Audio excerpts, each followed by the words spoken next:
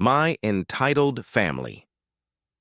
Entrusted the entire $10 million family business to my golden boy brother and kicked me out, so I remotely deleted their infrastructure and watched them. I have always been the invisible child in my family.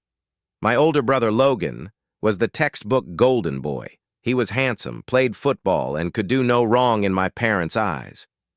I, on the other hand, was the nerdy younger brother who spent all his time staring at computer screens and learning how to code. My father owned a highly successful logistics and supply chain company worth over $10 million. We managed shipping routes and warehouse software for hundreds of regional businesses. When I turned 22, I officially joined the company as the lead IT systems manager. Logan joined too, but as a vice president of marketing. While Logan spent his days taking long lunches, posting corporate selfies on LinkedIn, and driving a company-funded BMW, I worked my butt off. Over 4 years, I manually built our custom database framework. I integrated our fleet tracking, client billing, and automated invoicing into a single seamless cloud system. My custom software was the only reason the company grew so fast. It saved us hundreds of thousands of dollars in manual labor and made our deliveries flawless. My father knew this, but he never praised me. At family dinners, my parents only talked about Logan's useless marketing presentations, completely ignoring my massive technical contributions. 2 months ago, my father announced his sudden retirement due to health issues. I naturally assumed that since I ran the entire technological core of the business, I would be appointed as the chief operating officer, while Logan handled public relations. Boy, was I dead wrong about my family's loyalty. During a formal board meeting, my father announced that he was handing 100% of the company's management and control over to Logan. I was completely stunned. When I asked why I was passed over, my father coldly said, "Logan has the face of a CEO. You're just a tech guy. You belong in the server room, not the corner office." Logan looked at me with a smug, arrogant grin. The very next morning, he called me into his new executive office. Without even looking up from his phone, he said, "We're restructuring. Your salary is being cut by 30%, and I'm bringing in an outside tech consultant to supervise you. Sign this new contract or leave." The outside consultant he brought in was his college fraternity buddy who didn't even know the difference between Java and HTML. Logan wanted to pay his friend a massive salary using the money he was cutting from my paycheck. It was a blatant, insulting slap in the face. They thought I would just take it because I was family. I looked Logan dead in the eyes, threw his crappy new contract on his desk, and said, "I quit. Effective right now." Logan laughed out loud and waved his hand dismissively. He said, "Go ahead. Leave. Any cheap intern from Craigslist can do your job. We don't need an ungrateful brat ruining our company's success." I packed my desk into a single cardboard box and walked out. That evening, my mother called me, screaming. She called me a selfish monster for abandoning my brother right when he took over the family legacy. She told me I was dead to them until I apologized to Logan. I didn't say a single word. I just hung up and blocked her number. But here is the absolute kicker that Logan's tiny, marketing-focused brain didn't realize.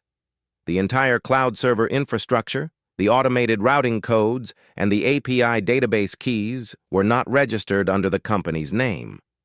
I had hosted and registered everything under my Personal Technology LLC to save money on corporate taxes years ago.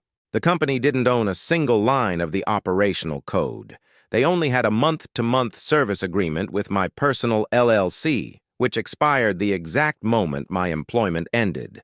Furthermore, because I was the sole system administrator, I held the master encryption keys to the backup arrays. They had zero access. I sat on my couch, turned on my laptop, and opened the master server terminal. I officially revoked the company's access tokens to the cloud database. I didn't hack them. I simply stopped providing my private software services to a company that just fired me. Within 10 minutes, their entire operational system went completely dark. Monday morning arrived. It was Logan's first official week as the big shot CEO. At 8:30 a.m., hundreds of delivery trucks across 3 states turned on their tablets to receive their shipping routes. But instead of their schedules, the screens displayed a massive error message. Connection rejected, credentials expired. Total chaos erupted instantly. The warehouse dispatchers couldn't scan incoming freight because the inventory database was completely locked. The automated invoicing system froze, meaning no clients could be billed and no incoming payments could be processed. The entire $10 million company ground to a screeching halt. Logan's fraternity buddy, the high-paid tech consultant, panicked.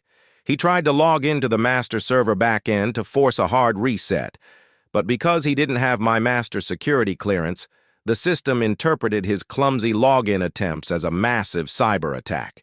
The secondary defensive script immediately activated. The script automatically wiped the local cache servers and locked down the entire corporate network infrastructure with military-grade encryption. Every office computer, every warehouse terminal, and every executive laptop turned into an expensive paperweight. Logan was trapped in a high-tech fortress with no keys. Around 10 a.m., my phone started blowing up. Logan called me 15 times. I ignored every single call, calmly sipping my protein shake and playing Minecraft. Then my father called from his personal number. I let it ring out twice before finally picking up on the third attempt. He didn't even say hello. He was panting and sounding desperate. He yelled, "What did you do to the network? Everything is down. We are losing $50,000 every single hour. Fix it right now." I leaned back on my couch and said, "I didn't do anything, Dad. I don't work there anymore, remember? Logan told me any cheap intern from Craigslist could handle my job. Let his buddy fix it." My father stammered, "His consultant friend says you sabotaged the servers and hacked us." I laughed out loud and replied, "I didn't hack anything. I just stopped hosting your data on my personal servers because our contract expired when Logan cut my job. If you want my tech infrastructure back, it's going to cost you." He asked what I wanted, and I gave him my cold terms.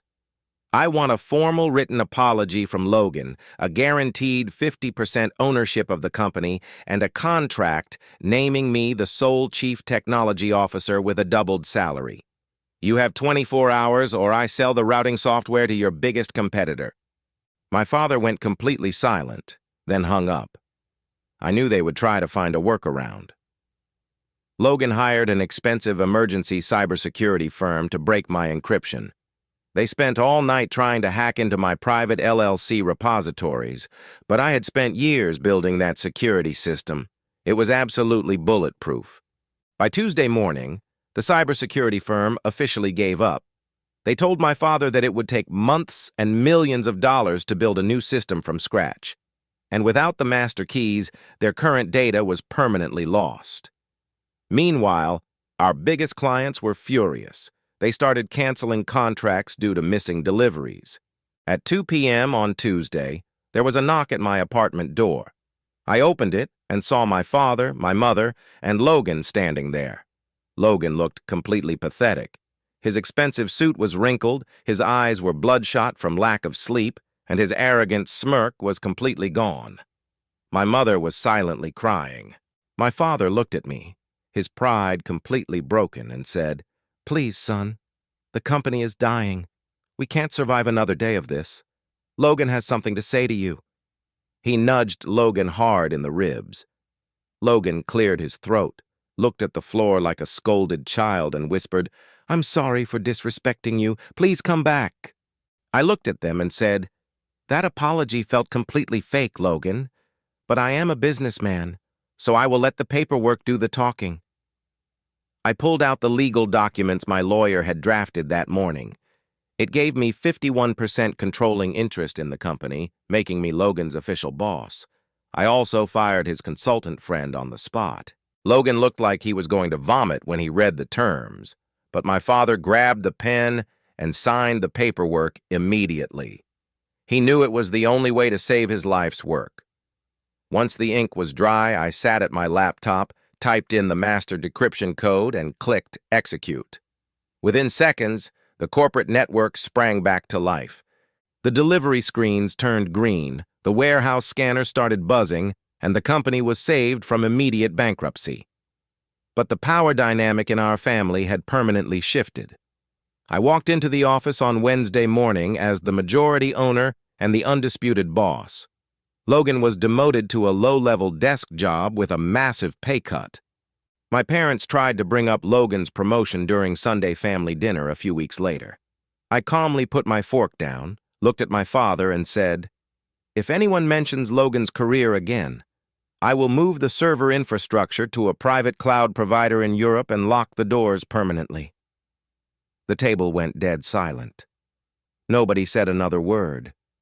Today, our logistics company is making record profits under my technological leadership.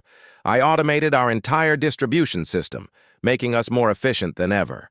Logan is still stuck in his tiny cubicle, filing paperwork and doing basic data entry. He learns to keep his mouth shut around me because he knows I can erase his career with a single click. My parents finally treat me with respect, but I know it's purely out of fear, not genuine love. They realize that the nerdy kid they ignored for decades was actually the only person holding their entire lifestyle together. I don't care about their affection anymore. I have the power, the money, and the absolute control over my own destiny. The biggest lesson I learned from this entire experience is that arrogance and nepotism will always lose against logic and technical expertise. My family thought they could exploit my hard work just because of bloodlines, but they underestimated the power of data ownership. In the modern corporate world, the person who owns the code owns the entire kingdom. That is the crazy story of how my entitled family tried to kick me out of a $10 million business and ended up begging me for mercy. If you enjoyed this satisfying nuclear revenge story, please smash that like button and subscribe to the channel for more daily Reddit drama. Let me know what you think of Logan's instant karma in the comments below. Thanks for watching.